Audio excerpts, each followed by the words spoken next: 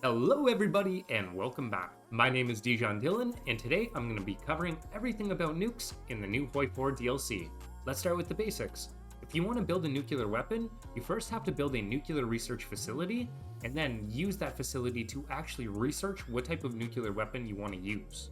You will still have to research atomic research. This will give you access to the nuclear research special project. Experimental facilities can be found in the research panel to the right of research slots. Experimental facilities require scientists to operate them, which over time will give you breakthroughs, allowing you to research the special project. Once you have your first breakthrough, you're going to want to research Pile 1, which is the first nuclear research, which is a nuclear reactor, which will lead into all your other nuclear researches. This builds the uranium actually needed for the bombs that you will later use.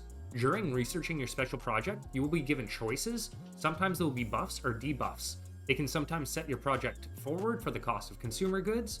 Sometimes the events will offer trade-offs, like being able to build a heavy water reactor, which is cheaper but will give you less uranium for your bombs. Finishing the Pile 1 special research gives you access to actually building the nuclear reactor. Another thing to note, finishing that special research project does actually give you one reactor, which will start you on the uranium process. With Pile 1, which is known as the nuclear reactor project done, I can actually research the Manhattan Project, which is the nuclear fission bomb project.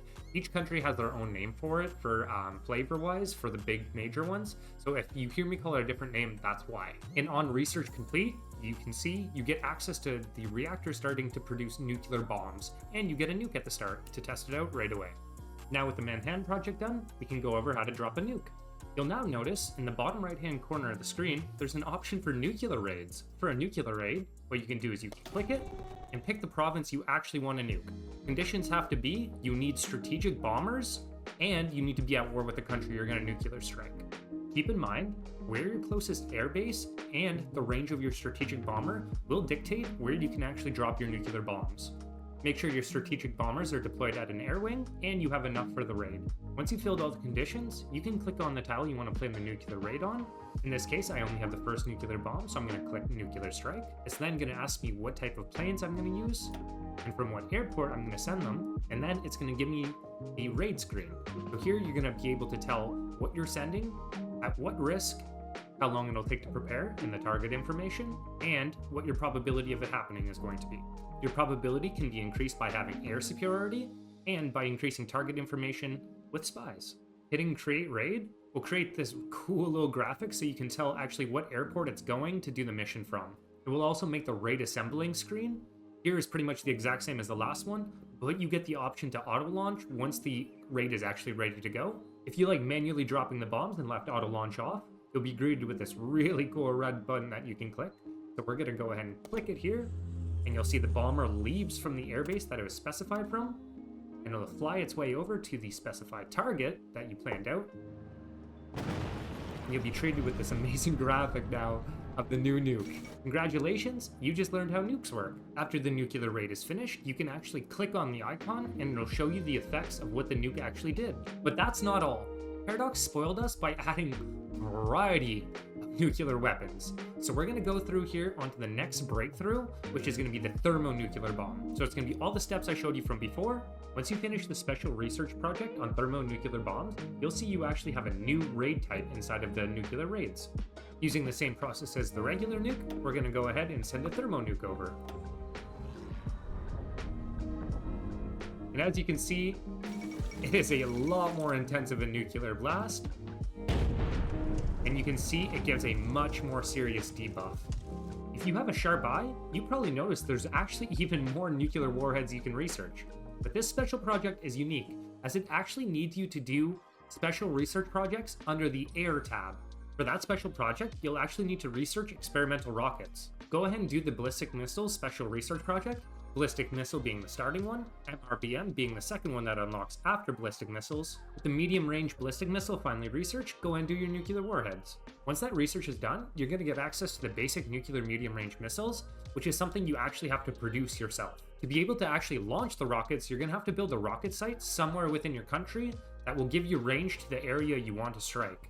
And you'll see now the rocket site loaded the Thor in, and from there you can see its range. And again, like before, you can use the nuclear raid screen to send these nukes. and you can see just absolutely devastating results. When you finish the special project for ICBMs, you'll notice you unlock a new ICBM, obviously, to send, and this one has better range and better stats. You can see ICBMs have incredible range, and you'll see the raid process is the exact same, and you'll see you're actually giving them the same debuffs on intense nuclear fallout for 730 days. Now for the last thing you have to learn about nuclear warfare. This is actually for the naval part. This gives you access to nuclear missile submarines and nuclear torpedoes. To do those special research projects, we're going to need commercial nuclear reactor, which does require you to have construction for. With the special research project done for civilian nuclear reactors, it gives you the ability to build them within your state. These provide you with uranium as well, and they also provide electricity to the civilian economy. With the special research project done for commercial nuclear reactors, now you can research nuclear engines, so do that. Nuclear engines give amazing speed and range bonuses, but you have to keep in mind they use a ton more fuel and are a lot more expensive to produce. Make sure to also start the special research project for cruiser submarines, as they'll eventually be needed for nuclear submarines. With cruiser subs finished, go ahead and do fleet submarine. With fleet submarine research, now you get access finally to the nuclear submarine, so go ahead and do that. With the special research finished for nuclear submarines, this gives you access to a template to create a nuclear submarine, which gives you access to the actual nuclear engines you unlocked earlier. So this allows you to create a very long range sub. You're also going to want to start the research project for missile launching submarine. After researching your nuclear submarine and your missile launching submarine, you can finally start the research project on the nuclear missile submarine. With that special research project done, you can now design a nuclear submarine that uses the submarine ballistic missiles. So I've gone ahead and made the nuclear submarine fleet to show this. If I select my nuclear submarines, you'll see they actually have the same thing as the ballistic missiles for the rocket launch site. But you can actually select it in the exact same way as the ballistic missiles. Then you can select what type of warhead you want to send with it.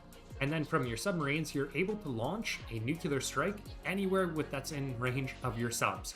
So this basically makes it as a mobile rocket launch site. The last thing we're going to cover is the nuclear torpedo, so go ahead and do the special research project for that. Nuclear torpedoes give your submarines a massive torpedo attack buff, which is so worth it, and that should about cover everything when it comes to the new nuclear update in Hoi4. Thank you guys so much for watching, and it's been a pleasure making this video for you. If you found this information useful, please go ahead and leave a like, and subscribe for more future content that's like this.